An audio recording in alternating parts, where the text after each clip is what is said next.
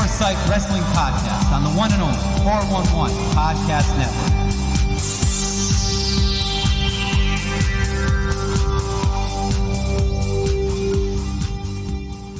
You are listening to the 411 Foresight Wrestling Podcast. I am with Steve today. What's up? Hey, we're back in the lab doing it live. How was your week? It was, it's been a busy week so far, I tell you what. Been a busy week. I hope everybody listening to this loves the King of the Ring tournament because we will be talking a lot about the King of the Ring tournament. On the whole, what do you think of the King of the Ring tournament and what is its purpose? In general, or what original purpose was? Yeah, like what is the end game for all of this? Well, you'd like to see the person that wins the King of the Ring go on to bigger and better things and, superstar career, yada, yada, yada. Yes, I agree they should become a king in the ring. So we're going to count down our top 5 King of the Ring winners. And just real quick before you start with your number 5, what was kind of your criteria? What was kind of what you were thinking here? All right, so disclaimer, my list is actually more of who I like what made an impact on me. Sometimes emotion played a part, or whether I like the superstar or not. It really wasn't of what they did afterwards or how big the meaning of the win was or whatever. It was more of just coming from a fan, a heart place. Yeah, I got you. So I have 9. Where'd you get 5 from? I had 5. I actually have 7. So I guess looking at that, I have 7 with 2. All right, you can name the 2 that maybe aren't on your list. I was gonna save those for later because they're kind of Oh, okay. Well, I'll quick throw mine out, I guess, before your number 5. I have 2 guys that just missed the cut. I'll say them real quick: William Regal and Edge. Okay. Edge, I thought, was great because in 2001, if people remember, this was right before the invasion kicked off. Edge actually won, and he was still teaming with Christian. Right. They were not broken up at the time. They eventually got to that 2-3 months later over the Intercontinental title and that whole thing. But Edge actually won, and they still stayed as a tag team for another month or 2. Yeah.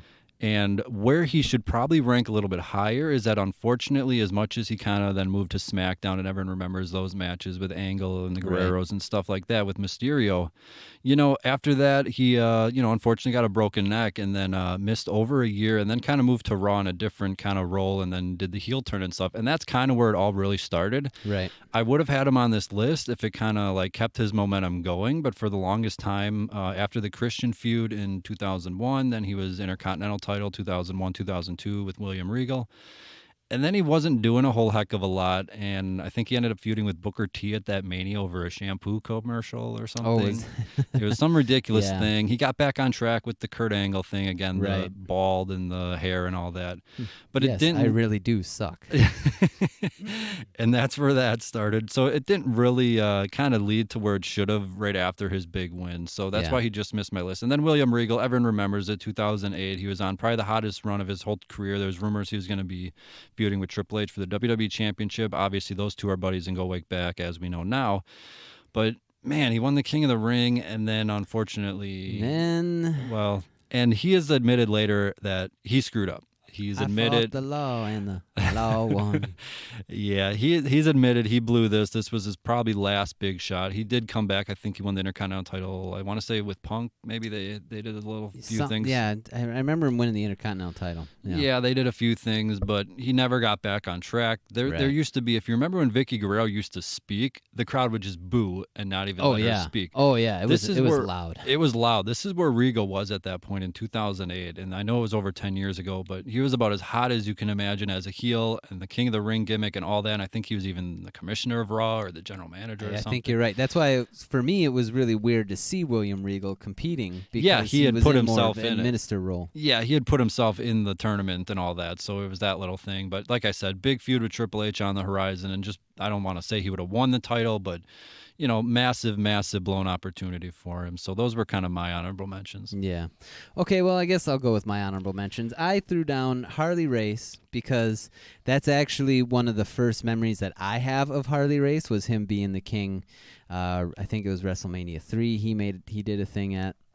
So that was one of the first times that I remember seeing the magic that is Harley Race was as King Harley Race. Yeah, when he passed away a few weeks ago, I think it was CM Punk on think it was Instagram or whatever. I don't know. I don't follow him on anything, but all he had posted was the king, the crown. Yep. You know, of all the stories I heard about Harley Race, one of my favorites is that he said, "If I hit somebody with my left hand and he's still standing, I got to walk around the other side of him and see what's holding him up." One of the toughest guys to ever grace the ring.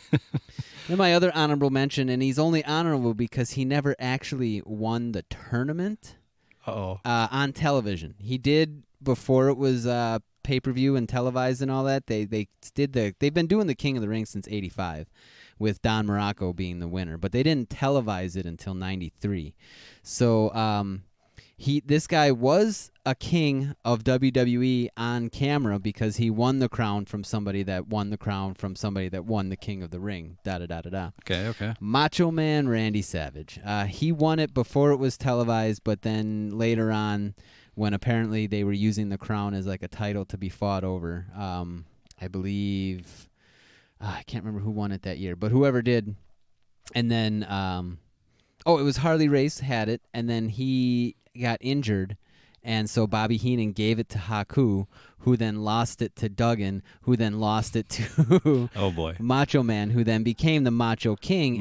King. Right, and that set up the whole thing with the Ultimate Warrior and costing Warrior the title, which gave Sergeant Slaughter his one and only reign. Yada yada. So it's funny how it like leads to one thing, and right, then it leads to one the to the next. other, one to the other, and it's interesting these like pivotal moments of wrestling history, all because from this crown that was supposedly a What big did you thing. think of the Macho King? As a heel, I hated him Versus the Macho Man. Man. You have to remember, I was 8 years old. Are you dating yourself? Yeah. No, I'm not. I'm married. Thank you very much. Wow. Haha, dad joke. But anyways, I thought as a heel, like looking back on it now, Macho played that awesome. He was a really good heel. He knew how to play up that I'm better than you and I deserve all this type of stuff. Macho Man, I loved, especially when he was going with Ric Flair and all that kind of stuff, just because you were with him, you were behind him. He had Elizabeth and da-da-da-da-da. And so they're kind of even keel. As a heel, he played it up real well. I'm still shocked. I know Vince wanted more of a youth moment, but I'm still shocked like he was done with them and put him on the commentary table. Yeah, and Savage obviously wanted more and went to WCW. Well, I mean, he was trying to, Shawn Michaels was coming up, and he was obviously going to be the bright and shining star leading us into what became the war. And, Macho Man just didn't fit. Yeah, I would just think, you could find something even at a part-time, every few months. Yeah, but you see, they were kind of eradicating. They'd gotten rid of Razor, or they hadn't gotten rid of. All these people had left, and a lot of the veterans were suddenly disappeared from Yeah, I think WWE. even Flair was kind of told, like, we're going to kind of go in a different direction. Yeah, if you want to right. go back to WCW, we'll understand. The only veteran that stuck around was Taker. Shawn was coming up, and then you had, guys like Max Moon that fell off to the wayside and Damien Demento, but they were young up-and-comers. And then you got the Kid, 1, 2, 3 Kid and Triple H. They started making their way up, and before you know it, we had just this influx of young guys. The Click. Yeah, there it was, man. All right. So do you have any more honorable mentions? Nope, those are my... And I also want to honorably mention them because they have, left this world, and they deserve to be mentioned more often than they are. Yes, absolutely. So do you want to start with number 5, or should I go? 5 or 7? All right, you're number 7. Because my number 5 was Edge, and I was with you on that one. Uh-oh. Well, then how about you do number 7 and 6 right now? Okay, we'll do 7 and 6. Booker T and Kurt Angle. Oh, come on. Okay, there goes my list. Because they used those gimmicks, especially Booker, and turned it into a whole new character. Something, we're used to seeing, straight from the streets Booker T, and then all of a sudden he's sophisticated and sticking his pinky in the air. And Queen Sharmell. Queen Sharmell gave her a job. That was awesome. All hail King Booker. All hail King Booker. So, heel to the max, of course, but and then that led to a world title run for him too. Yes, so, it did. Yeah, and then Kurt Angle, just because he had so many things that he was doing at that point, he had to have had that accolade on his resume as well. Yes, that year of his was just astounding. Yeah, his debut year was amazing, and that was kind of the set him up for something a few months after that which is why both of those guys make my top 5 list, but I guess we will get to that in a little bit. All right, so then, my number 5 was then Edge. Oh. And I was right there, I mean, it was, I loved watching Edge. I always thought he was a great character and had great stuff to do in the ring, so it was really cool to see him get a little bit of a spotlight at that point. Yeah, I thought so too. And if I remember correctly, the 4 finalists that year in 2001 were their whole little stable. It was Edge, Christian, Angle, and Rhino. Yep. And I know everyone thought, it's got to be, Edge versus Christian in the finals, and then it wasn't. But that fit into the whole Shane and Angle thing, which I guess we won't really talk about. But I thought it was a great showing by Angle that night, of all people. And then Edge kind of gets the win. I know Shane kind of, helped them out with that. So it was a tiny bit tainted if you want to do that. But I thought Edge winning was great. And, looking back on it, you can say he's actually had one of the more underrated careers of all time. R-rated? That was okay. I'm glad you caught that. But the reason I say that is because Money in the Bank. Yep. Edge. Royal Rumble. Edge. Yep. King of the Ring. Edge. And the illustrious WrestleMania main event. Yeah. And you could also argue WrestleMania against Undertaker. I mean, that Edge knocks off almost every little checklist, and then even I don't know the word for it, but a year after he retired, it was Hall of Fame. Yeah, so that's right. I can't think of the word. First ballot, is that it? First where ballot they didn't even wait for him. Yeah, it was just you're going in. You're going in.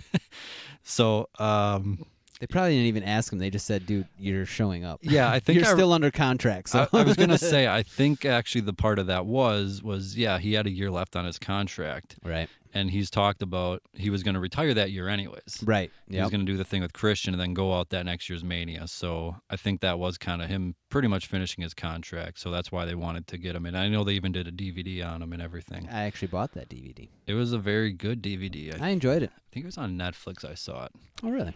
But it was a very good. What was it called? Like Rated R or something? Edge of something. Yeah, great. Now you make me look like an Google idiot. it. Google it. I'll get to my number 5. I'll run upstairs and get it if I still have it. Might have sold it. Oh, wow. There was a point where I didn't make much money and I need to make ends meet. So some things got tossed to the wayside. All right. Sorry, Edge. We love you. Sorry, Edge. Although, did you see him looking ripped? He looks fantastic. I mean, is Saudi Arabia going to come calling? Oh, they are. I mean, nah, they're saving that for Sting. So, yeah. All right, so I'm going to get to my number 5. About necks. We're going to get to my number 5. You already mentioned him. I'm going with Booker T. Booker! And my criteria basically for my top 5 is pretty much what you talked about. I mean, you should win the King of the Ring, and, you should move on to something after that. Right. That should kind of be your stamp, like, okay, you are next. And we'll get to it in a little bit, but this year's, it would have been something for, like, a Drew McIntyre, even an Andrade, where it's just like... Breaking my heart, man. Yeah, we'll get to that. So a little stamp on it where it says, okay, you're next type thing. And you could even think of the Royal Rumble, but I think Rumble actually is for more of the established guys. I think Rumble is more to give you that main event spot at Mania, but King of the Ring is definitely like a launch pad. Yeah, that's the word for it. I think King of the Ring, and then I think Rumble is more of the established people that not necessarily they shouldn't win, but King of the Ring should kind of go to the younger / newer guys, and for the most part, that's kind of what it's been. But what I liked about Booker T is obviously he made it into a world title run over Mysterio at I think it was Great American Bash in July. Yeah, thanks to Chavo. And Booker ended up losing it months later to Batista, but that was a big run for Booker T, obviously Queen Sharmell. And I remember the pay-per-view was Judgment Day 2006. It was a SmackDown pay-per-view. And the finals was Booker T versus Bobby Lashley. Ooh. And you could argue, okay, well, it's the veteran or, the young up-and-comer that they were a fan of, Lashley. Right. So I actually thought, okay, well, this is going to be for Lashley. He's going to be Booker T. He's going to get the spotlight. Logic tells you. But then during it, they just laid it on pretty thick. And I remember when Booker T won and, the big hoopla about it. And I don't know if they ever went with this, but I thought a good nickname for him should have been Royalty. He could say, it's a double meaning. It fits perfectly. So he could keep saying he's royalty instead of Booker T or King Booker or whatever. But I don't know if they ever ran with that. But I thought it was great. And if you write it out, obviously you can tell what the joke is. You also wanted to call the Edgeheads the Rated Army back in the day. I remember that. Did I? Oh, yeah. Is that a good name or a bad name? I don't know. I thought it would have worked because they were all looking the same pretty much. Edge R me. R. Rated R me. All right. We're pirates now. R. Paul Burchell's in the group? Yar. Okay. So what is your number 4 choice? Number 4 is Owen Hart, the King of Hearts. Okay. For me, that was really where Owen kind of established himself as the standalone heel. He did the thing with the nation and stuff like that, but really when he won that King of the Ring, he used that to really launch himself to take on Brett and really have some really memorable matches. It was just amazing what that really did for him and that character that it presented him, because then all of a sudden he went to win Slammies and he started carrying those around, had multiple tag title runs with Bulldog and Yoko and all that. And yeah, it's always tough because, people will say, and I agree, like the King of the Ring shouldn't be wearing the whole get up and all that, and makes him look silly, like oh yeah, Sheamus absolutely did for a while. Yeah. But at the same time, like when they win like the Andre the Giant Memorial Battle Royal, like they have the trophy out there for a week and then it's forgotten about. Yeah, gone. So it's that middle ground where it's like, you want them to like take it and run with it, but at the same time, you don't want to like make it their whole persona type thing. Yeah, right. So I thought Owen Hart played that perfectly. Were you, I think I know the answer to this, but were you more of a fan of Owen or Brett? I think I know the answer. Yeah, you should know, because here's the thing. When the very first ever match that I ever saw of a professional wrestling was the Hart Foundation and the Brainbusters. At least that's what I remember. So I always remember Brett. I remember the hair. I remember the sunglasses. So I will always gravitate towards Bret Hart whenever it's kind of comes up like that. And something I always have written about, but do you think, yes or no, should Owen Hart have won the world title? Oh, at any point? Definitely. Absolutely. Okay. He was definitely destined to do that. I don't know what they were really doing with the Blue Blazer gimmick. Was that a Russo thing? It might have been. I don't know. But I definitely think that he was well deserving of it. I don't think he should have won it from Brett, but definitely once Brett lost it, maybe that could have been like a brother gets revenge type thing. Yeah, I always write about this, and people say the same with Roddy Piper, Ted DiBiase, and I always say, well, it sucks to say, but they were in the Hogan era, right? Just wrong place, wrong time, and they just weren't going to get a turn as much as that sucks to say. Yeah, right. And then I always say the same with Owen. I mean, would a one night title reign almost felt like a prize to give it to him? Like, what would have it done? And then at the same time, if you say, well, then he needs a lengthy run to kind of make it meaningful. Well, then you're, interrupting Brett, you're interrupting Shawn's run or Diesel's 1 year. And obviously in 98, well, then what, you're taking Stone Cold or Undertaker, it's like, so it's always tough. And then you say, well, give him a one night run.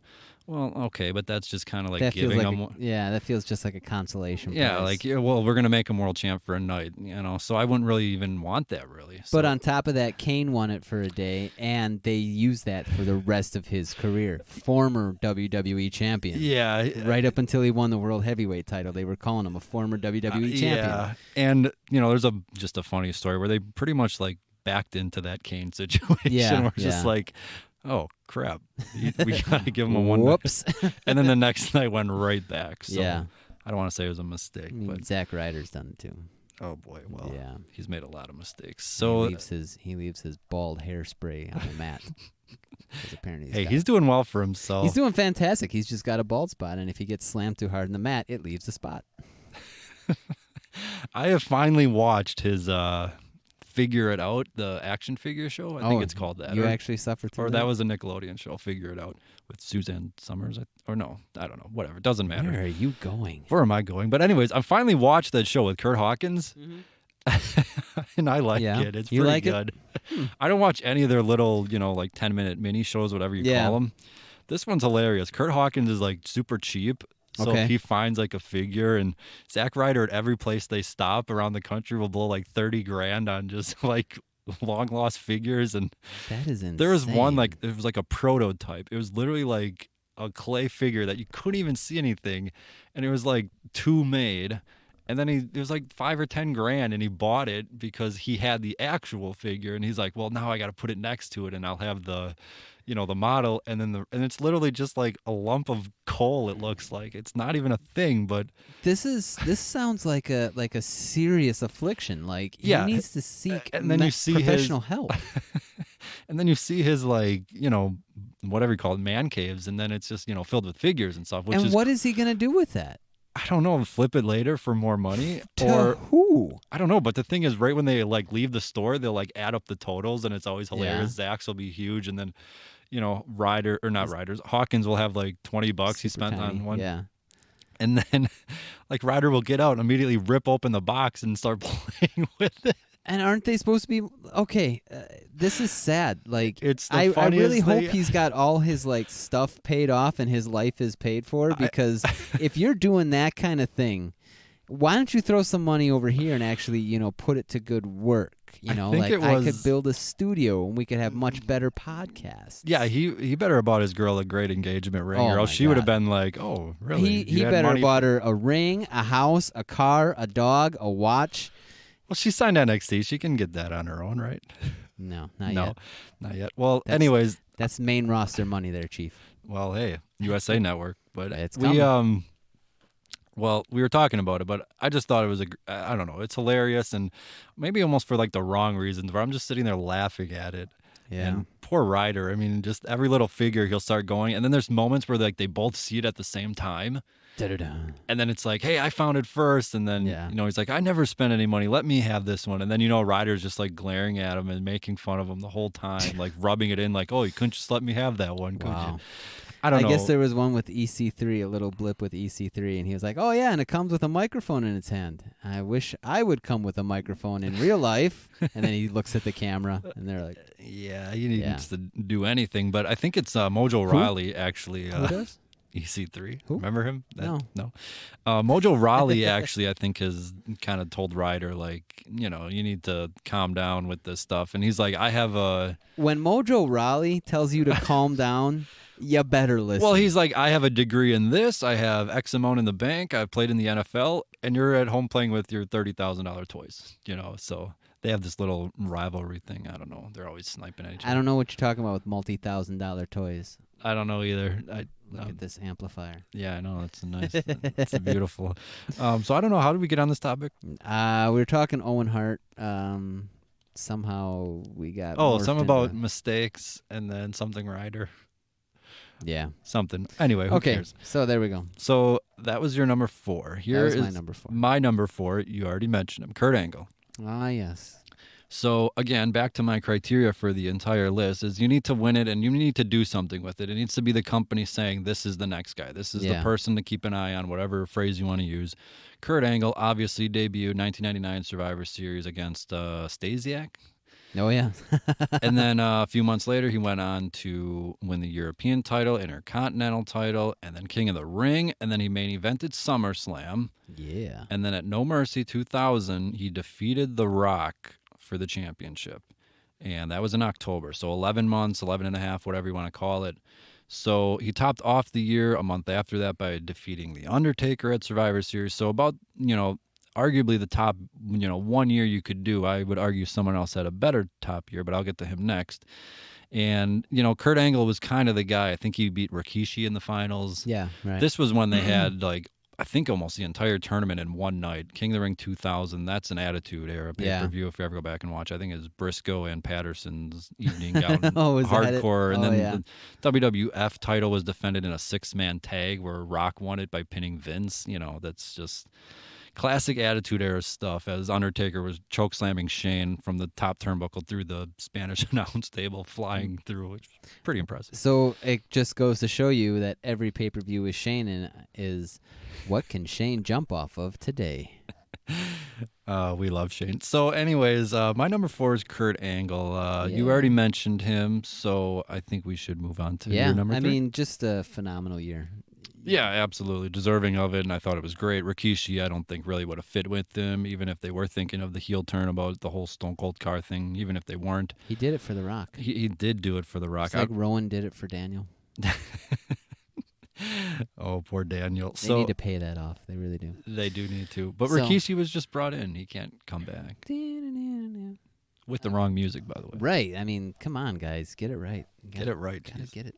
All right, so number 3, I threw down Triple H because you know how it's kind of funny. We were just talking about making him wear the getup and whatnot. Triple H absolutely refused to wear the crown and all that, and just kept beating Mick Foley over and over and over. Yeah, I like that choice. He is on my list, so he's in the top 3. Oh. So I like that choice. I was going to say for 2 reasons. One is because the year before, as I'm sure we all know by now, he was going to win it. Yep. And right. then obviously that was delayed for other backstage crap. And then Yeah. I like it because the Mankind you call. mentioned, they ended up having, a storied rivalry. Yeah, And you oh, can yeah. add I on mean- to it King of the Ring. Insane rivalry. I mean, yeah, King of the Ring is kind of where it really kicked off because they didn't really do too much together before that, and then before you know it, I mean, fast forward a few years and Triple H is ending his career. Well, kind of. The first time. The first time, right? I mean, even their cage match, and yeah. So I'm all for the Triple H pick. Didn't they? What did they light on fire? Was it 2x4? Was it a wrapped in 2x4 with Barbie? Yeah. Barbie, That yeah. they lit on fire. Oh man, some of those matches. Poor Cactus Jeez. Jack at that point. And yeah, he actually, Cactus Jack, that was his retirement. Yeah. And then they called him a few weeks later. Right. Hey, can you do one more? Yeah. So, I don't know. It's always a big thing about retirements and stuff. But in his mind, legitimately, that was his last match. You can see the tears and everything. Yeah. And Right. they laid it out. That pay-per-view in the Rumble before that did monster buy rates, which set up, obviously, Mania, where they thought it'd be Rock versus Triple H. That's what they'd been setting up. Yeah. Then it was like, we have this idea for a 4-way. And it's like, Big Show and then Mick Foley. Yep. So my number 3. You're number 3. Any guesses? Me. You haven't won it yet. I think you're next year's winner, aren't you? I won it in 1992. 92? Yeah. The mystery winner. All right. When So, I was 11 years old. from Parts Unknown? You know. Dun, dun, dun, dun, All right. Well, I was setting you up because my number 3 is Brock Lesnar. dun. Oh God. All right, I'll just hit mute and you go right on. All right. I might be a while. For the record, he was going to be my number 1. Yes, over Stone Cold. Yes, over Bret Hart. Yes, over Triple H, Kurt Angle, King Booker, everyone. I was going to put Brock Lesnar at number 1, and honestly, looking back on it, maybe I should have. No, you should not have. I'm turning this. I can't let this go. All right, well, I'm going to Horrible. keep going for a while here, Yeah, so bet if you everyone wants to go grab a drink, you come back, I'll still be Yeah. talking Brock Lesnar. This is what we call the bathroom segment. Go ahead, guys. So, Brock Lesnar is garbage and belongs in a toilet. in the toilet. So I mentioned Kurt Angle's debut year. Here's where I could argue that Brock Lesnar actually had a better debut year. Now you could say, well, what the heck? Kurt Angle won every title, defeated main eventers, King of the Ring, all this stuff. How the heck could he do that? Well, here's how.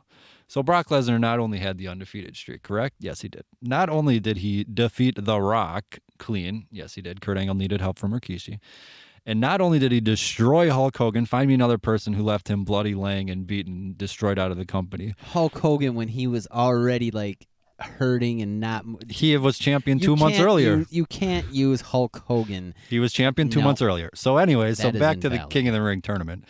You could argue the list of people that he beat, and if you remember, he was actually going to beat Stone Cold in one of the tournaments, and of course, Stone Cold walked out by, why the heck am Took I in his the King of ball the and went Ring, home. and why the heck am I facing Brock unannounced? That whole deal. But anyways, I think he ended up beating Bubba Ray instead, whatever.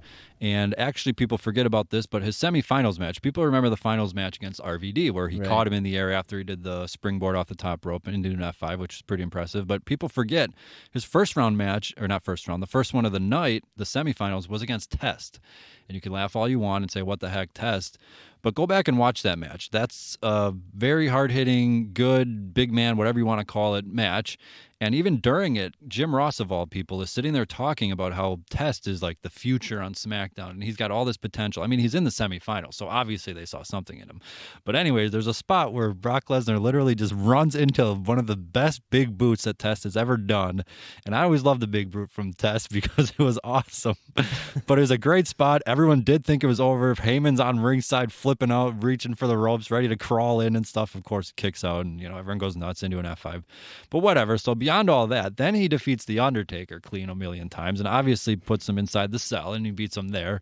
People remember the Big Show match at Madison Square Garden at Survivor Series 2002, which was his first loss in the company. And then you move on 2 months later, he won the Royal Rumble. Did Kurt Angle win the Royal Rumble in his debut year? No, he didn't. And then from there, he ended up being in the main event of WrestleMania. Did Kurt Angle main event WrestleMania his debut year? No, he didn't. So he ended up defeating Kurt Angle, Olympic gold medalist, in the main event of WrestleMania 19 in Seattle. Almost breaking his neck. Which just shows how passionate and amazing he is. Oh, is that it? Okay, that's it. Not that it's uncalculated and ignorant. Okay, just making sure we're on the same page. We're on the same page. So anyways, so he debuted the night after WrestleMania 18 in 2002. We fast forward exactly 12 months to WrestleMania 19, and there he is in the main event holding the richest prize in the industry, getting his hand raised and hugged by Kurt Angle, the top star at the time, champion. That's a debut year, and you can all thank the King of the Ring tournament for him. So that is my number 3. That's wonderful. Mommy told me that if you can't say something nice, don't say it at all. Come on. This is exactly what the King of the Ring tournament is for. They saw a young guy, they took him, and whether you like him or not, they made him a monster. They treated him extremely well, and this is what they're doing, with anybody. You could just take and be like, okay, this is our plan. We're going to push him for 2-3 months, have him beat RVD, Bubba Ray, the Hardys was one of his first feuds. Just come out and look like a monster. I think even F5 Rikishi in one of his first SmackDown appearances. Obviously, people remember his debut during the Hardcore title where he just came out and decimated poor Spike Dudley. And then 2 months after that, 3 months after that, he won the King of the Ring tournament, the feud of a few legends, some established names, onto the title over The Rock. Again, SummerSlam main event. So, that's the whole point of the King of the Ring tournament is you take someone you agree with, someone that you want, everyone looks around backstage and says, yeah, he's the guy. And also a little note, the King of the Ring tournament that year, I think it was Heyman's idea, the winner of the tournament was guaranteed a championship match at SummerSlam. That was one of the stipulations. It's not a bad stipulation. It's not a bad stipulation. A lot of people talk about it like it's kind of been a thing, but actually 2002 was where it was the only official one. Kurt Angle also in 2000 did it, but again, it wasn't official. It was kind of talked about, but whatever. Just kind of pushed in that direction. Yeah, exactly. Okay. Come on, that's a good pick. Yep. Okay, who is I don't your like number? the guy, man. All right. Okay, he had a fantastic early career. It was when he came early career. It's when he came back with John Cena and did the 16 suplexes, the whole suplex. The 2012 match. That's when I get sick of him. Okay. That's when I start to is a later career because that's when you start to see the same Brock Lesnar match over and over. And when he was doing the stuff with Kurt Angle, King of the Ring, yada yada, he was entertaining and intriguing and definitely a bad monster heel, totally. It's this later career of basically, we're going to pay him, and he's going to go in there, throw some guys around, and walk out with the title, and then disappear for a couple months. And we'll let Heyman do all the talking. Which we let Heyman do all the talking because when Brock opens his stupid mouth, stupid comes out. So, Didn't he one time grab the mic and say... like Howard Dean back at the Democratic National Convention. Oh, boy. We are still going through... oh, boy. No politics. No, it's not politics. It was there was a Democratic candidate, and he was like the front runner, and he goes to this rally, and he goes, yeah! And immediately after he does that, his ratings tank. Oh, really? Completely tank. I was going to say, I think Lesnar once grabbed the mic and said, say something stupid, Paul. And then threw the microphone, and then he cut a promo. I thought it was something funny. If you YouTube it, it's somewhere on there. We'll have to look at that. But yeah, Brock shouldn't give promos, so I'm actually fine. No, he definitely should not. No, so I'm fine with that. I kind of like my analogy because when he opens his mouth, stupid comes out. But not when the bell rings. All right, so you're number 2. Nowadays, definitely. Anyways, my number 2. He just had a great match with Rollins. My number 2, it was the same match we've seen for the last 6 years, so bleh. AJ, Bryan, Balor, amazing. All right, keep going. They're all the same match. Just watch. Creed. Anyways, so number 2. Nickelback. Creed. We had, Brock Lesnar is the Creed and Nickelback of wrestling. Thank you for pointing that out. Great bands, by the way. Great bands. Wow. I can't believe I let you in here saying that. I know, I just disgraced the lab. You did. Lab feels dirty now. I'm sorry, Lab.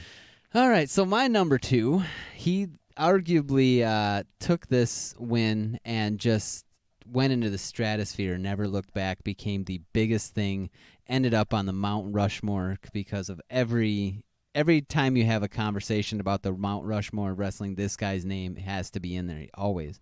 He took the whole company, turned it around, and actually made them beat WCW in the Monday Night Wars. We're talking about the one, the only, Stone Cold Steve Austin. And the birth of Austin 316, where? In Milwaukee, Wisconsin, repping the hometown. Yep. Oh, yeah. Put us on the map. So there it is. Stone Cold Steve Austin is my number 2. All right. Obviously, great pick. You can't really argue Stone Cold Steve Austin there. Austin 316. Yep. I love Jake it. Roberts.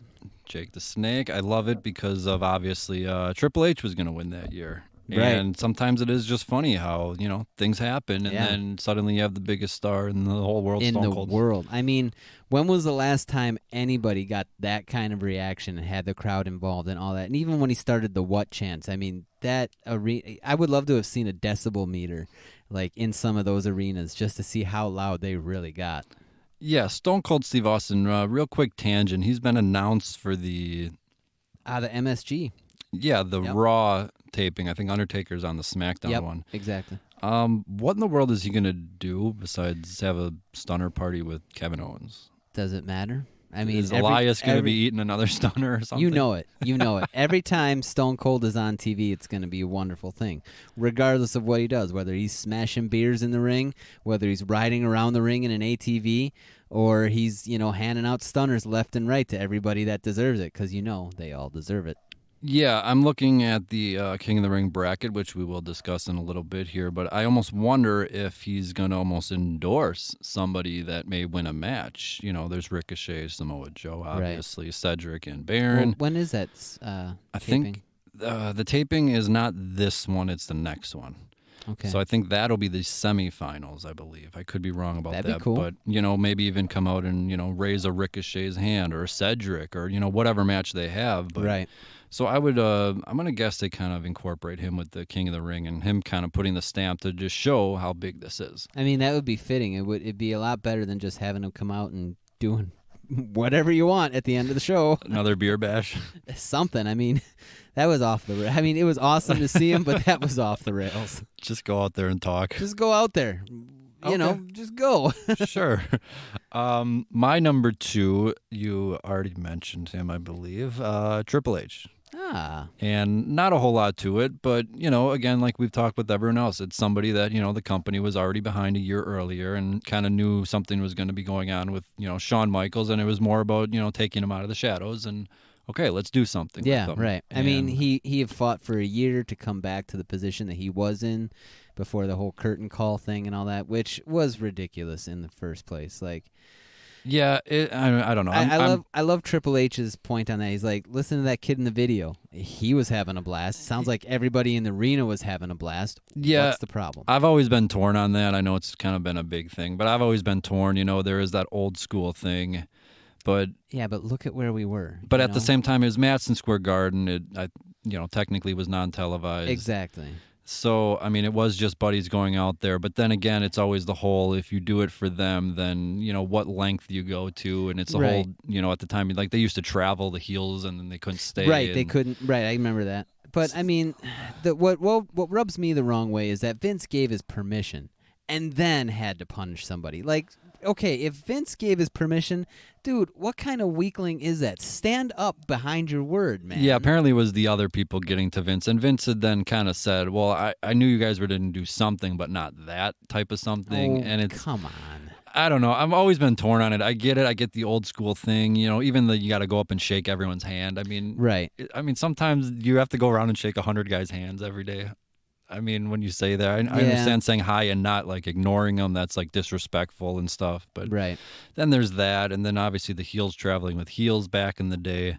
So I think it was just kind of like them turning a new leaf by saying, look, guys, we're in a new era. Yeah. Like, let's embrace it and kind of get with the times. And, like I said, every paying member of that audience was having a great time.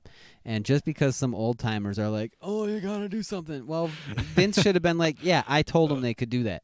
And stood up for him, like Yeah, they were kind of going in that direction. I mean, you couldn't do anything to Shawn because he was the champ. You can't do anything to Diesel and Razor because they're gone. Yeah. So poor Triple H, he's the one that was just left out flapping in the breeze, man. It's so sad. Yeah, and you mentioned everyone there was having a good time, and that kind of a lot of people think is not the start of the Attitude Era, but it was pretty much the start of it. I mean, it was definitely the end of kayfabe. Yeah, and that kind of goes to what we've talked about before, if that's actually been good or bad. I think it was even Stone Cold on Twitter. He complimented The Rock on his quote-unquote selling of the stunner. Did you see this? Oh, yeah. Yeah, and then the guy said something like, wow, thanks for saying that, instead of saying, I sent The Rock flying every night. And Stone Cold's like, it's almost 2020. Everyone knows the deal. Right, come on.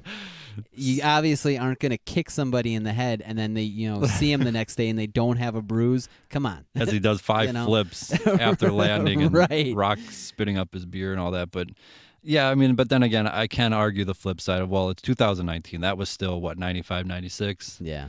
So, like that. I mean, we can look back at it now and say how ridiculous it was, but That's at the time, I understand it. I still think Vince should have at least said, "Hey, I said they could do it." Yeah, and just kind of left them flapping, and kind of like the Montreal Screwjob, pretty much like, "Hey, keep Shawn out of this. Give me the heat, not Triple H." Right? And Yeah. Kind of just be like, "I told him, don't worry about it. It won't happen again." And I think it was like Duggan and Iron Sheik got arrested, face and heel, or really? something. I think he. I think he either suspended him or punished him or something, because obviously in all the papers it was face and heel traveling together. Oh. Supposed to be rivals, like, uh-oh. Yeah, Hacksaw Jim Duggan, hey, USA, and Iron Sheik straight up from Iran. Man, you can't have that. Yeah, so again, different kayfabe, times, I understand it. Right, I understand where it's like, well, that's a horrible look, and people were still obviously questioning kayfabe at the time, so... Yeah.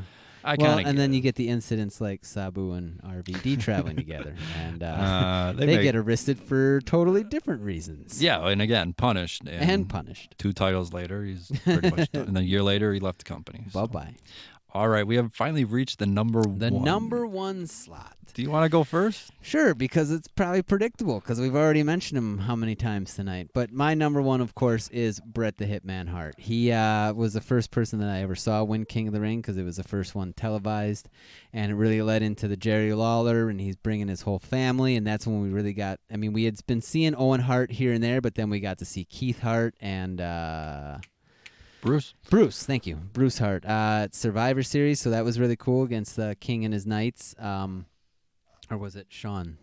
I think Shawn Michaels had to stand in for Jerry Lawler. Oh, boy. At some point. But anyways, it led to, bigger and better feuds. And we were talking off air about, Bret was already established and kind of the big, already had his things going on. But, we can also argue that Bret was still, top of his game, biggest star of the company, and first time putting it on pay-per-view, he really just took it and ran with it. Yeah, the only reason Bret doesn't make my list is because he had already won the title, I believe, in 92 from Flair. And if you look at my list, Stone Cold was still 2 years away from winning the title. Triple H was still almost 2 years away. Brock was still months away. Angle was months away. Booker T, obviously, in WCW, but Booker T had still not been... years away, dude. Well, from the title, And Regal had not won the title, and Edge was, on the rise to the title. So that's, again, where my King of the Ring thing kind of fits, where these guys should be on the rise to the title, not already have had a title run. But. Yeah, but how many title reigns did he have after that? Several. Taker and that's where I like the that's where I like the Bret Hart pick, is because then it did lead to a lot more. It's not like he peaked at that moment. Right, He exactly. obviously had 3, 4, 5 years still. And then, went to WCW after that. But, was still then in the main event. And that, you're right, then he was, officially established going forward. Absolutely. He was big and moving at that point, but that just kept catapulting him, and just made him the legend that he became. Yeah, I would say the word cemented his spot. It was like, this ain't a fluke. Who cares about his little title run with Flair? No, this guy is great going forward. It was great to see him get the title because, for the longest time it was all these big hulking guys and then, established veterans like Flair. It was really cool to see some new blood injected into the title scene also. So I think it was kind of like a getting that in the DNA so that it's not such a shocker to see that kind of thing happening, and that's the direction that they eventually moved in. Yes. Before getting to my number one, I'm going to quick say he obviously doesn't make my list because you could argue he was one of the worst King of the Ring winners, but Billy Gunn. I always thought he was one of the guys like Test, where Right. I've written about this a few times, but I always thought he could have been, I know he's a great tag wrestler, but I thought on his own he could have done more. He won it, didn't really do a whole heck of a lot, kind of stuck around with DX, and then pretty much faced The Rock at SummerSlam. And Mr. Ass. and I don't want to say Rock buried him. I don't like the word buried, but, just completely embarrassed, demolished him. And then even a year later, I think it was Edge, 2 years later or whatever, said, like, I hope I don't Billy Gunn the tournament. And it's just like, wow. And, so I always wished he would have done more with it, but didn't. But anyways, my number one, not really a whole lot to it. We've already discussed it. But Stone Cold, again, you win it, you kind of rise to the ranks. The Bret Hart feud a year later after that, and then the Shawn Michaels, Mike Tyson WrestleMania main event. So I don't. And win Rumble 3 times, and there's not really an argument to be made, I guess, for Stone Cold and what the King of the Ring tournament did for him in his career. Yeah, I mean, it took him to an unbelievable level. So those are our top 5 lists. Any closing thoughts or anything on these lists? If maybe a past memory you brought up or something, you want to change your list a little? Nope, my list is solid. We no can Brock Lesnar. Nope, we can tell Brock Lesnar to go. Beep. All right, so we're going to quick talk about the 2019 King of the Ring tournament. I almost said 2009. I know. What year are we in? He's living in the past, man. Still at times or what? But anyways, so King of the Ring, King of the Ring tournament. But first, we're going to give some quick plugs. So take a little breather here. You are listening to the 411 Foresight Wrestling Podcast on the 411 Podcasting Network, Spotify, Stitcher, iTunes, Google Play, YouTube. You know all about that stuff. And, of course, 411mania.com where you can find that. And, of course, my great columns. I posted the new column on AEW on TNT versus NXT on USA. That column was finally posted last night, I believe. So that is up there now. And I teased it last week, but my CM Punk column is all but complete and should be up either later tonight or hopefully Friday night because it ties into something going on Saturday. So I would hope.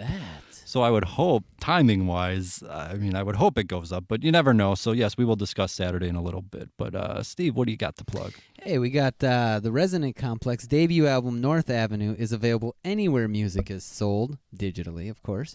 I also want to give a nice thank you to Mr. Watry over there. Just this past Sunday, Resonant Complex got some airplay on Wausau, Wisconsin's 94.7 Rock. I want to give a big shout out to them for giving us a spin.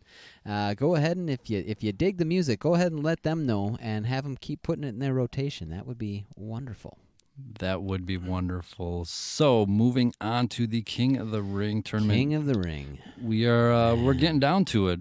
We pretty much closed out our first round and we cut the field in half. Completely destroyed my bracket. Yeah, speaking of, we should discuss that right away. What happened to your stud, man? I didn't pick him. You picked him. Yeah, I picked him, but I picked him based on your. Me, I actually said Ricochet was going to win to face Samoa Joe again. Well, you did, but what I'm saying is, I know he's my stud. The stud, and he is the stud, and he's the future, and da da da da da. He's so studly, he doesn't need the King of the Ring tournament. Oh, is that? Oh, so it's supposed to launch your career, but he doesn't need it. All right, his career has been launched. Yeah. So, anyways, we have Samoa Joe, who beat Cesaro, and Ricochet, who, as you mentioned, defeated Drew McIntyre. And I think it was Renee, Michael Cole, and Booker T. I could be wrong about that, but all three of them picked Drew to win the tournament. Yeah, I believe and usually when they all give their picks on the same person, it ain't going to happen. Yeah, I suppose. I wasn't paying attention to that. No, I usually don't either, honestly. I know a lot of people get up in arms on him in the commentary, but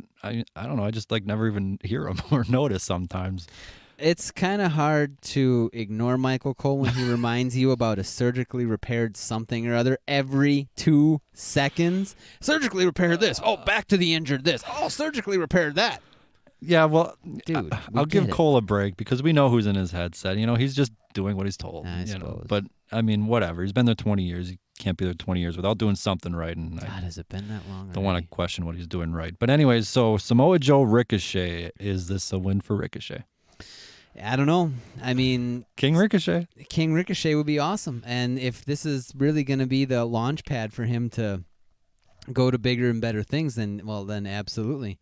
But he's got to get through Samoa Joe, man, and that guy is no joke. I'll say he wins. I'll just go ahead and say it. I'll pick Ricochet. Again, you can't go wrong with Joe or Ricochet. Right, exactly. It's going to be a fantastic match. It's going to be hard-hitting, and whoever wins is going to be like a wow moment. Yeah, I'll pick Ricochet because he will face the winner of Cedric Alexander versus Baron Corbin. Oh, and, as much as I think we'll be rooting for Cedric, it feels like King Corbin. It feels like Corbin is making his way up, huh? So that would lead, of course, to Corbin and Ricochet, which I think would make for a hot crowd because people would be like, please, no Corbin. But they'd be rooting on Ricochet. Absolutely.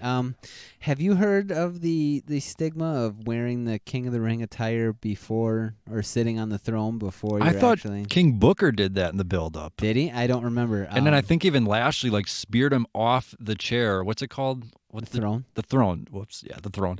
And I think he speared him off on the SmackDown before Judgment Day 2006, which quick, Judgment Day 2006, I've told this story to Holly before, take a shot. But here's the story behind Judgment Day 2006. I think it was when Khali beat The Undertaker in 5 minutes, clean as a sheet. Yeah. And then Mysterio beat JBL in the main event. Some sheets aren't that clean. Not mine. So anyways, so here's a quick backstory to Judgment Day 2006. I won the pay-per-view off a radio. It was a trivia contest. Okay. And I can't remember though. This may have even been the last time, 13 years ago, that I've actually called into a radio station. All right. I never do. Either I have a CD playing or my iPod or whatever. I'm listening to my own music. I don't have whatever, and I never call into stations. But they had a trivia, obviously, for the pay-per-view. So I was like, sweet, I'm going to call in. There's the question. I knew it right away. Yeah. So I called in, gave them the answer, and they were like, I'm sorry, you're incorrect. Whoa. And I don't remember if they either hung up right away or something or what. And I was about to say, no, I'm not. I'm right. And they had already, clicked. Yeah, right. Obviously, they were taking rapid-fire calls. They challenged your knowledge. No. Hold on. So it gets better. So I don't want to say I was furious. I was however years old, but I was like, I'm right. I know I'm right. Yeah. So I emailed them. I emailed the station. I'm like, I'm so-and-so. I just called in. You had a trivia question, blah, blah, blah. Here's the right answer. This is what I said. Check the tape, blah, blah, blah, blah, blah. I understand how I come off here. I sound like an idiot. Right. So I'm well aware of that. And they got back to me an hour or two later or whatever it was. And they're like, you're right. We're sorry we made a mistake. Oh. So here's the pay-per-view thing. Come down to the station. We'll even give you a prize pack. So I got a shirt, a hat, and everything extra on top of the pay-per-view. And they just said, we had the year screwed up, which was true. It was a Judgment Day question. So they had I think Judgment Day 2000, but they'd asked about 2001, which again, I knew I was right and I wasn't going to let it up. So I'm sorry, but I pushed them and I was right. You have to tell me off air what station that was.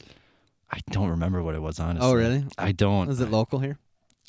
I want to say it was Rock 102.1 or something. So. Okay, that would make sense. They were doing that stuff. They were big into WWE at that time. So I don't want to say it was them, but I'm going to guess it was probably then. But anyways, that was my little story. So Cedric and Baron. Are we going with Baron? I mean, we almost have to if we want to have our heel face, Yeah, he he put all the gear on. He seems ready to win. Did he curse himself? I think so. Really? I mean, I think that they're putting Corbin in this spot because they know that they're going to have a lot of people rooting against him. So he's doing. I mean, I'm actually starting to appreciate the heel. The heelness of him. Yeah. The fact that he is working his butt off. Exactly. And he is generating so much heat. Nobody likes him, me included. And it's the cool heel thing. You're not supposed to be like. Right. Corbin does everything possible to get you to hate him. Yep. And it's working. Whether there's what'd you say, a curse or something with the. Yeah. There's a stigma, or superstition or something like that. Apparently, it's bad luck to put on the attire before you've actually been. Well, Jeff Hardy always walked under the ladders when he came out. That's true. So I mean. Well, WWE seems to be a place where luck doesn't really matter. Certainly not Andrew Luck. So I think Baron Corbin, I think you're right. He's just landed on thick. And I don't know if it's Ricochet or if looking on the opposite side of the bracket. But yeah, I think they're setting him up to be the biggest heel ever. And people going oh my gosh, it's actually going to happen. And then when someone beats him, the crowd will go nuts. Go nuts. Yeah, so wild. So speaking of going wild, we got Elias versus Ali. Ali defeated Buddy Murphy. What about the word wild made you say Elias?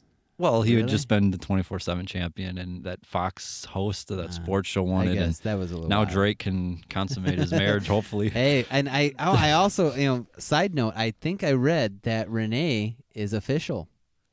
Is she still advertised for a local show here in Milwaukee in a few months? But I would love it. There was a YouTube video of Drake getting out of the arena quick, and he's telling Renee, hurry. And she took her heels off and made him carry her heels. She looked ready to go already. So that was funny. But hey, I would love for her to get signed. Absolutely. So I hope you are right. So anyways, Elias Ali. Yeah. Is this who would he be facing? On the opposite side, it'd be Chad Gable, who defeated Shelton Benjamin, versus, Andrade, who I'm guessing is a I think favorite. Andrade is taking. So that would mean Ali. I'm thinking Ali might pull one off of Elias on this one. Okay, and that would give us, it'd give us the semis of Ricochet and Baron Corbin. Yep.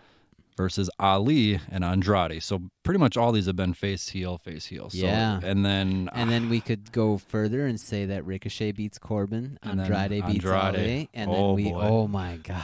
Can you imagine this final match? These are the two I like, and I even wrote on Twitter. I like King Ali. I've always liked that, even the Prince Ali, obviously, the Aladdin thing, but King Ali, I've liked the ring to that. So if again they're taking someone and want to do something with them, he'd be the guy. But kind of like Money in the Bank, I always feel like a heel, it fits a heel better, type thing where they can brag about it.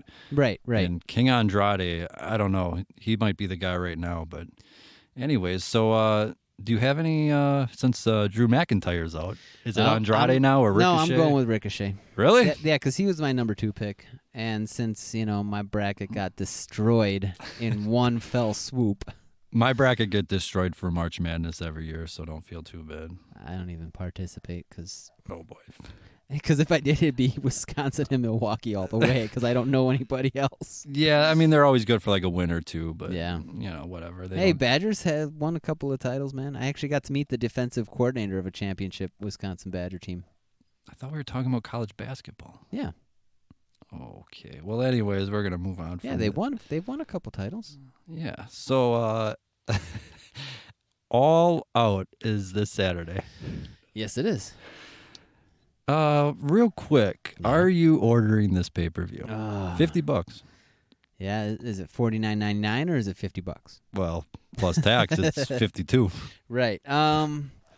Giving it some serious thought, I kind of want to. You're going to miss something big. I know I'm going to miss something big. And reading it on Twitter is not the same. Yeah, and I mean, I really enjoyed Double or Nothing. I thought that was done really well, and we're in Chicago.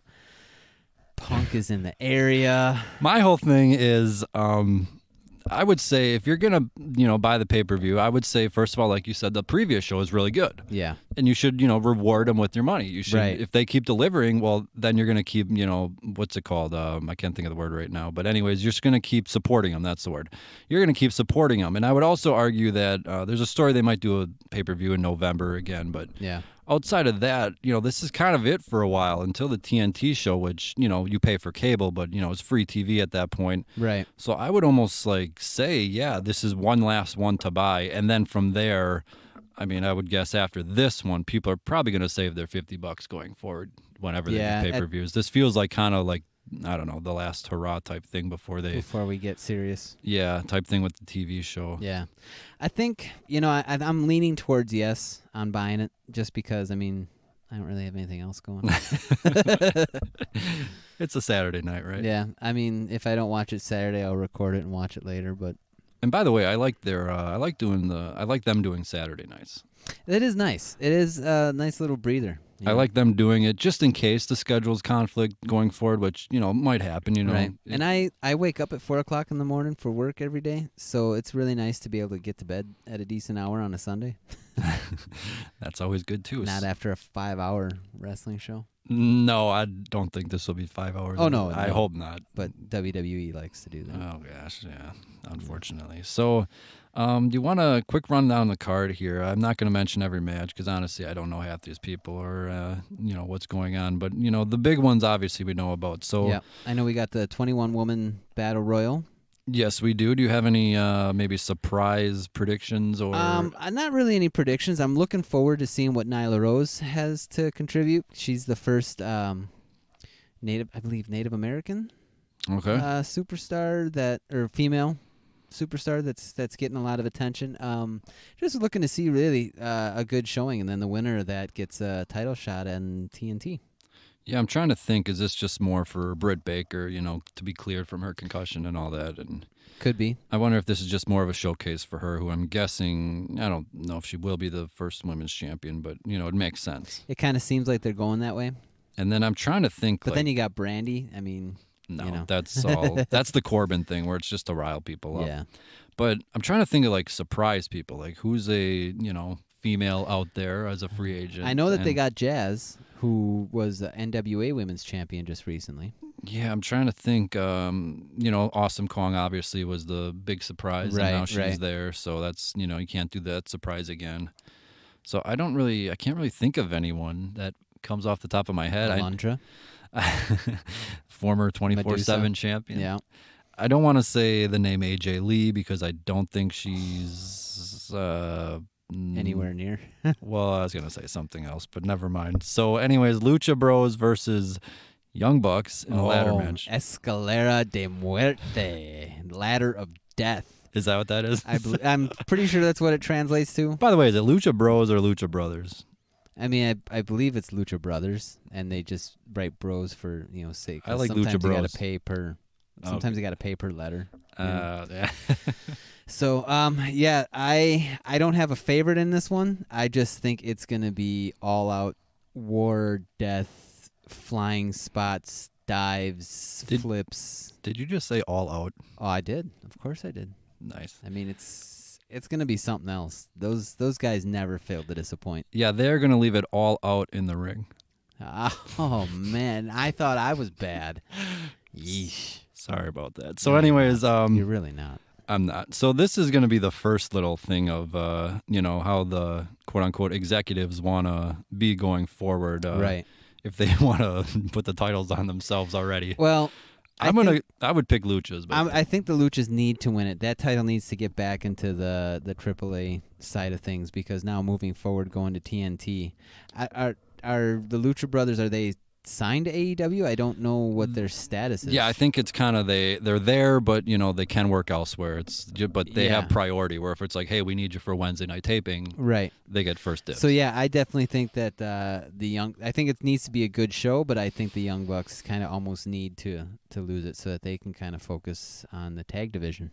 Yeah, I'm gonna say.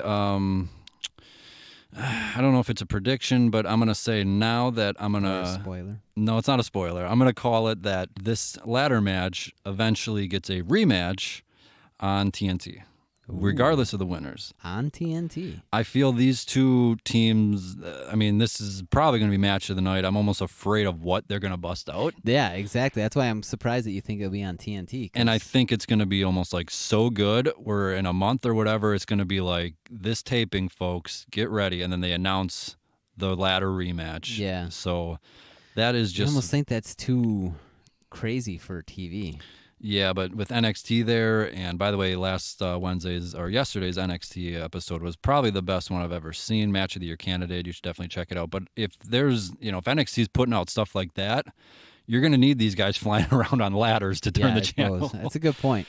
So that is just a little prediction. So I'll go with Luchas, but again, I have no clue of the stories or anything on being the lead. I don't watch the YouTube show. That's kind of the beauty part about this AEW, though, is that you almost don't need the stories because you're going to get good matches. Yeah, I will. Eventually I'll need to, because I'm assuming I'll at least be tuning into TNT. Maybe not live. I think NXT will get my viewing first, but I will say, I'll probably be watching at some point. I will need stories. I will need to know what the heck's going on. Well, kind of like you were saying, like this being the last hoorah, I think once we get a weekly television show, then you can start actually really incorporating stories and feuds and storylines and whatnot. So, they'll get there. So I think that at this point, it's just to show this is the type of action we have to offer. Mm-hmm. Tune into our show on TNT, and we'll give you the drama part of it, the entertainment part of it.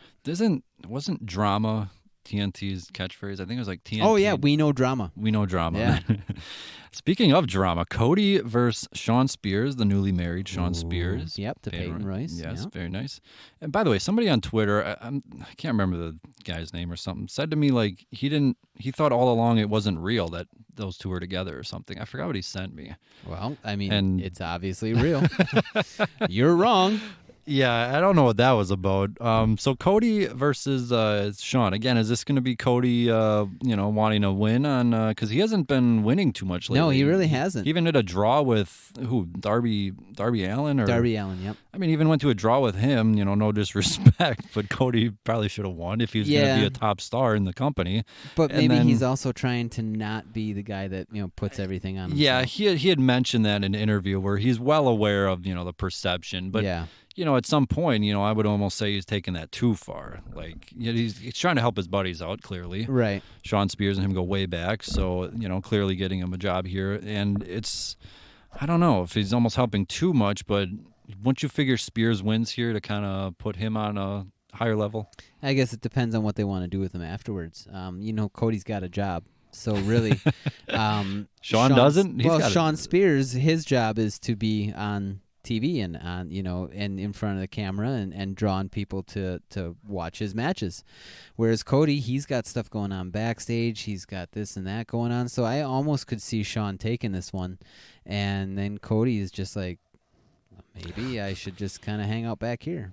And then eventually he makes his way to come back, and then he'll be like the third or fourth AEW champion or something like that. Yeah, where I give hesitation on Spears winning is if Dustin is sticking around, then is he gonna? Yeah, if he's gonna be on his own, or is the Cody thing back on as the tags? Are they gonna enter the tag tournament? Is this gonna be the big reveal that they're the final team or whatever? I could see that. I mean that would be interesting with him losing to Sean Spears and then starting up with Dustin and trying to go for the tag titles. And doing the whole brother emotional hug type thing again. Yeah, right.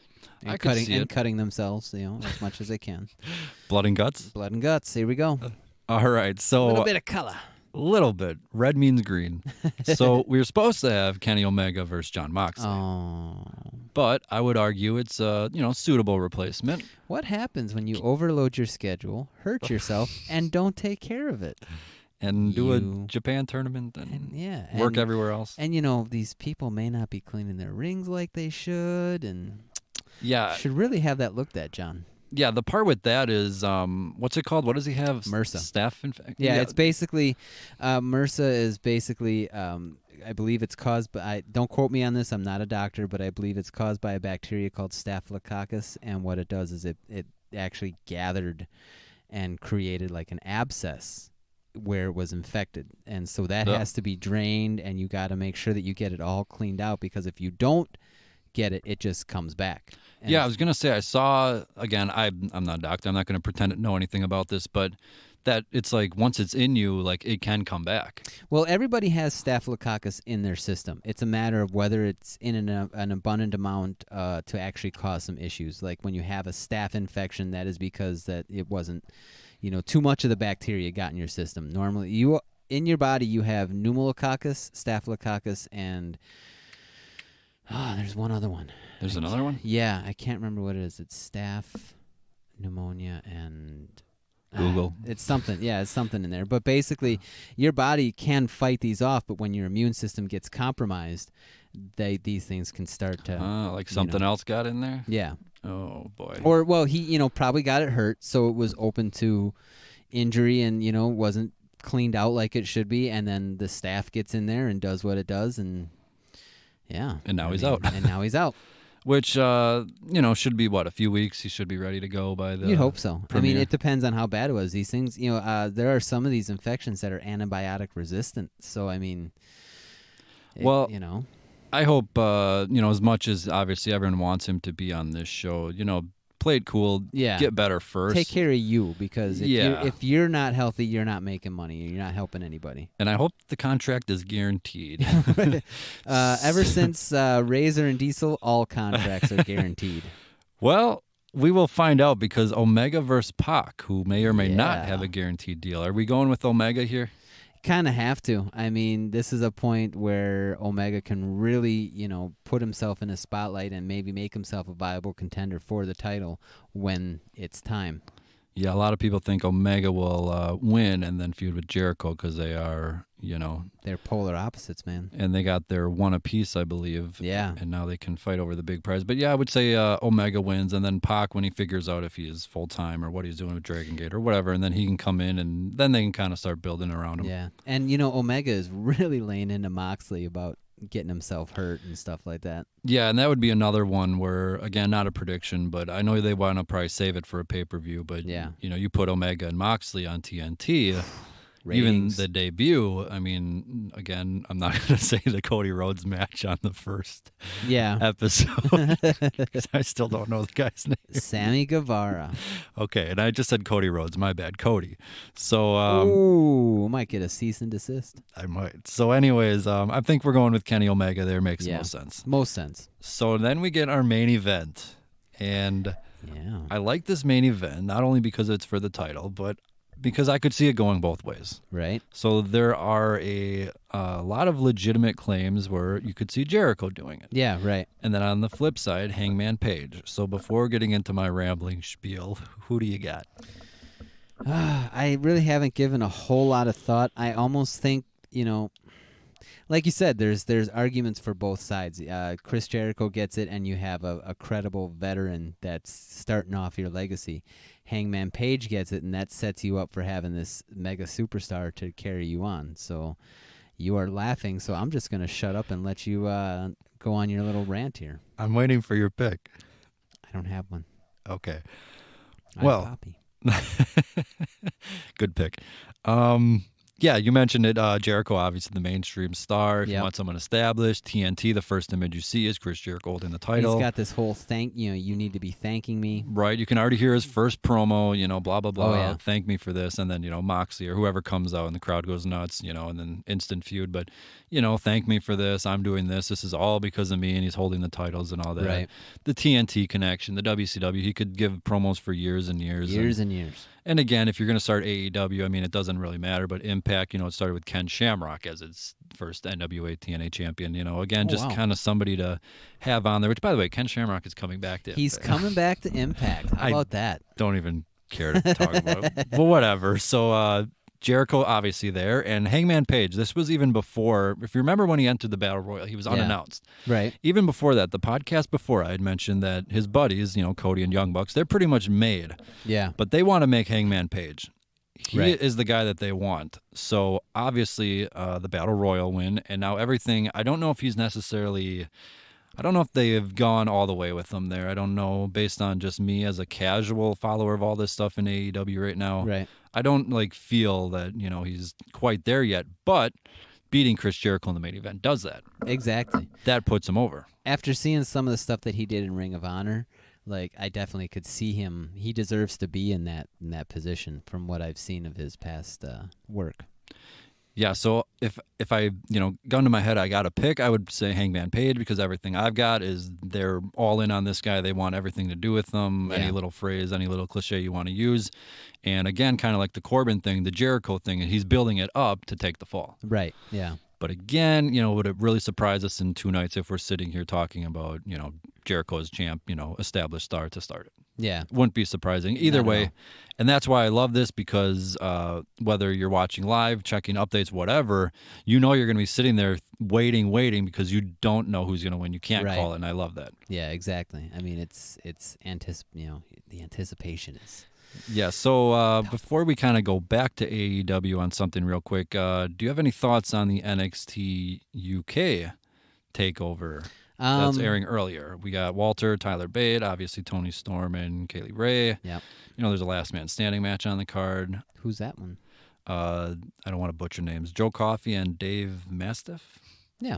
See, I don't watch the show. I think I've seen a few episodes. I saw Rhea Ripley show up on NXT. That was awesome. That was cool. But if anything, I will be watching this show after work. I think I get off at 5 p.m., which, by the way, I'm in the middle of 12 days in a row. Thank you very much.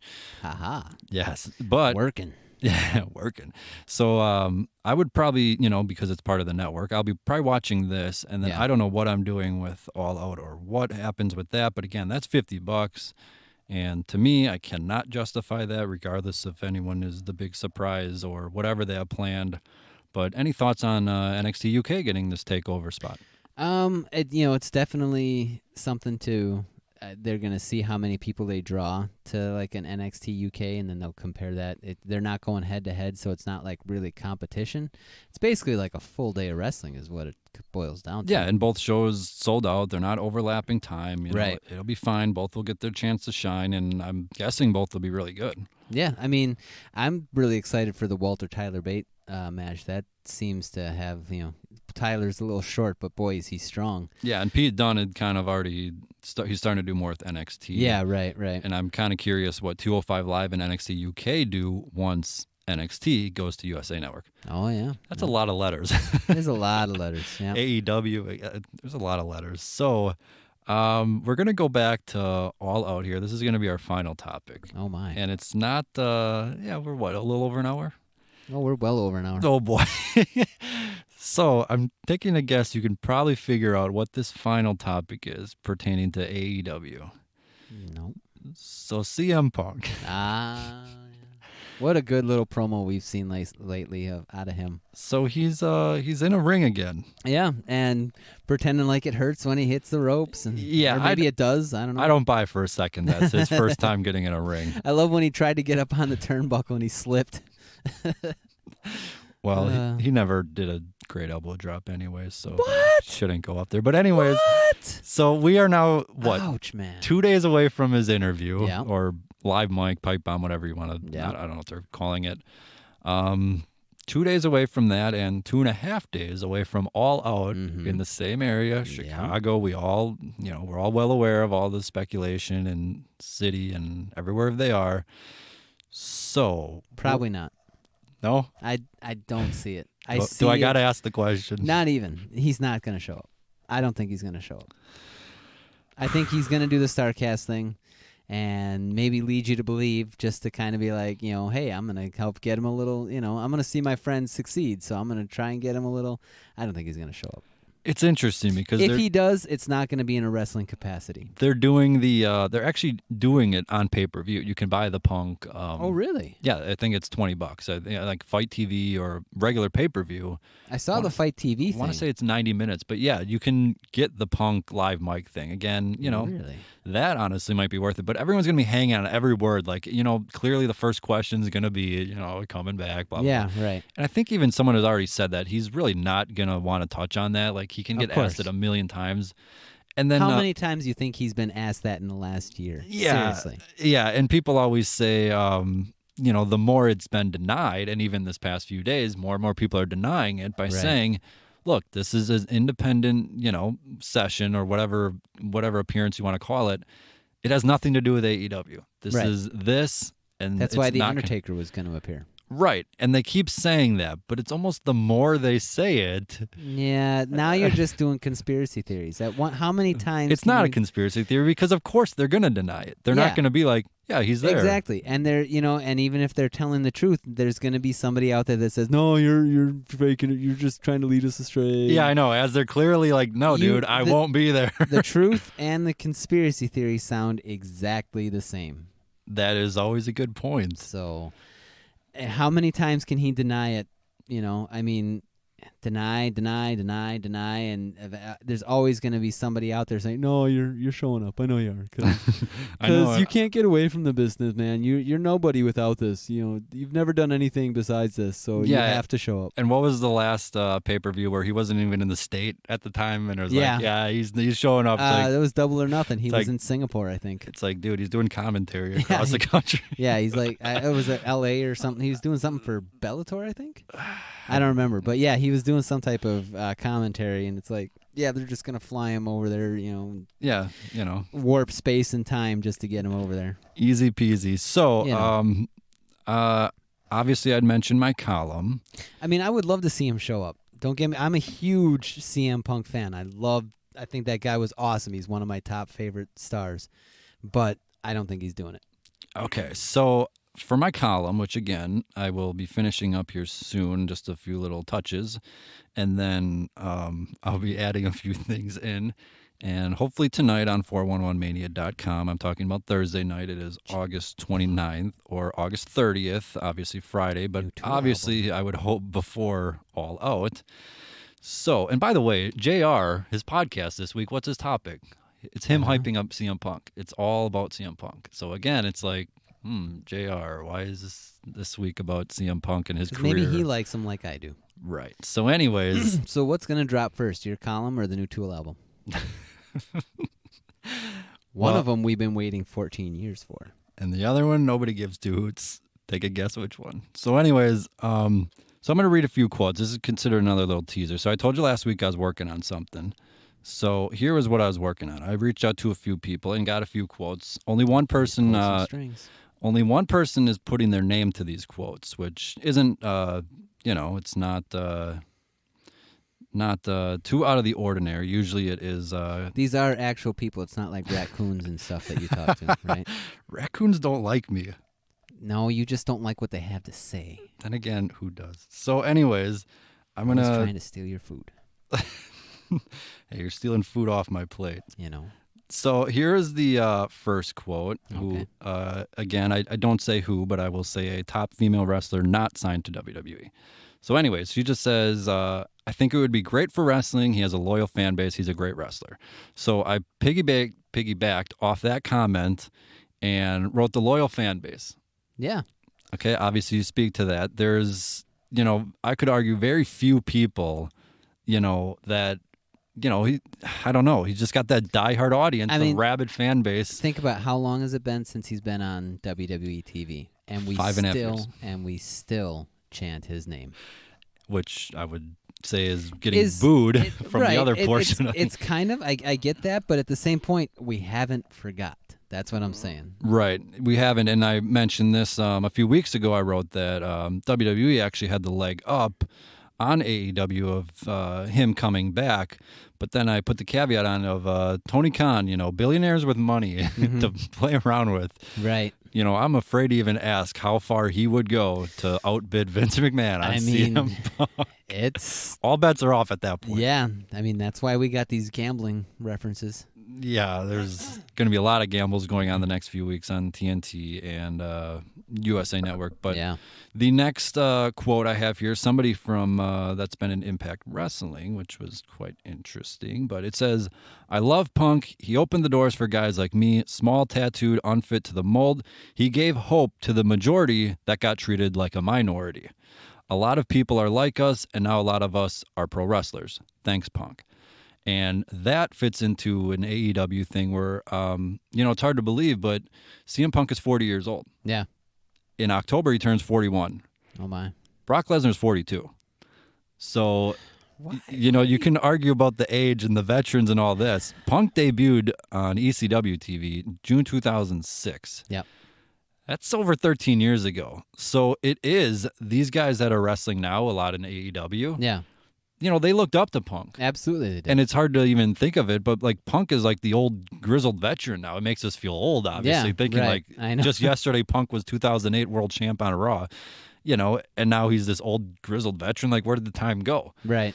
And he knows what WWE has. He knows all about it, obviously. He knows the system and whether, Vince is taking a step back or not. He understands it. And, you could argue the stuff with Triple H all you want, but AEW has more of the guys that are patting him on the back. Are saying, I grew up watching you. It'd be great to help us out. All these things, all the youngsters, as I call them right now. And if he does want to give back, I don't know if he'd want to sit at a FS1 commentary. Oh, I highly doubt that. I don't know if you'd want that. If you're paid $1 million or something to sit there 52 times a year, then sure. But like we talked about, I think he wants to do a little bit more if he's going to come back. And oh yeah, absolutely. He wants to have the creative freedom. He's a very creative guy. He wrote how many weeks of TV and just said, "This is what I'm doing." You know.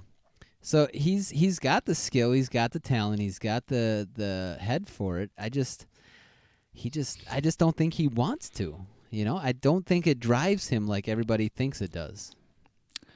We will find out soon enough. So the last quote I have with the person who put his name to it, I will leave as a teaser for the column. So 411mania.com, he speaks about everything he does, but I will read the last sentence where it says, either way, what he does, I wish the best for the guy. And that's kind of what it comes down to. Yeah, basically. If, he's miserable and hates WWE, well, then don't go back there. Right. If he loves everything AEW's doing and him or Cody are pals, regardless of whatever social media BS they're doing, and I just think it's social media BS, doesn't mean anything, then go there. If he actually does want to sit at commentary and do the, MMA fights for the next 5 years, then do that. If he wants to sit at home and write comic books, and then he can do that. If he wants to do his thing with AJ Lee and whatever's going on with that, then do that. So at the end of the day, it's CM Punk. And if he doesn't want to come back, then he's not going to come back. Exactly. But if he does, he knows he has 2 suitors that are more than willing to open up the checkbook. That's true.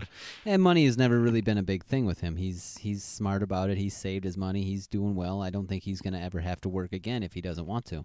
So I think everything that he does from this point on is kind of, what does he want to do? Yeah, and if he, if you are looking for the perfect storybook comeback, if you are looking, in case even he's just kind of like thinking about it. Right. If you are. Yeah. Being in Chicago. I mean, it's a beautiful story. Taking it to Triple H's baby, NXT. Triple H, remember, who Punk has a lot to think about him. Oh, yeah. On Wednesday nights, TNT, again, whether money's a factor or not, getting paid a boatload of money from Tony Khan, and you got your buddies with you in Chicago. Stick it to WWE a little bit. Triple H of all the NXT, of all that, his baby. And, at the end of a pay-per-view, to give them, I think, huge momentum going into TNT. That would be huge. Yeah. That would be bigger than, no offense, but, TNT opens with Jericho as champ. Okay, fine. So compare that to CM Punk speaks live to kick off TNT. Yeah, you flip the lights on and there's Punk's face in the middle of the ring. Oh, that's gonna. Yeah, I don't care what's on NXT that night. People are watching that. So, but I think that they would, if that was the case, they would close all out with Punk's face or something to make the music. Or to the music. You got to have the face though. You got to have the visual, and then that will draw you into maybe the music. Oh, I don't know. The crowd would feel gypped if the music hits and then he appears live via satellite. They'd boo the crap. Oh yeah. But then he'd come out after. But then it's established that you want to see me live, TNT. Yeah. So if there is a chance, if there is any opportunity in the world to come back, if he's been thinking, no, I don't want that. No, I don't want that. Like, I want the absolute perfect dream scenario. Yeah. I don't know what else is out there for him. So it does feel like if it is going to happen, this would be it. This is going to be it. So it almost has to be. It almost has to be. So if he wants to do it. So you're still saying no. I don't know. Are we talking in a week about CM Punk? That'd be awesome. Yes or no? I hope so. I do hope so, but I don't think so. Okay, we will end it on that note. All right. So I'm going to fit in my cheap plugs as usual. Cheap. You are listening to the 411 Foresight Wrestling Podcast on the 411 Podcasting Network, Spotify, Stitcher, YouTube, Google Play, and, of course, Apple iTunes. Give us those 5-star reviews. And, of course, 411mania.com, where you can find my great columns, as I just teased right there. Steve, what do you got? As always, we have the Resonant Complex debut album, North Avenue, is available everywhere digital music is sold. You can find it on iTunes. You can find it on Google Play. You can find it on Spotify. Anywhere it is, go ahead and search it out. Play us. Give us some likes. Give us some plays. Check out the Facebook. We got ResonantComplex.com everywhere. And go on your local radio station. Request it as much as possible. Let's get the name out there and see what this music can actually do. It can end the show for us right now, so the Resident Complex, hit it. It's the same on a beat tonight.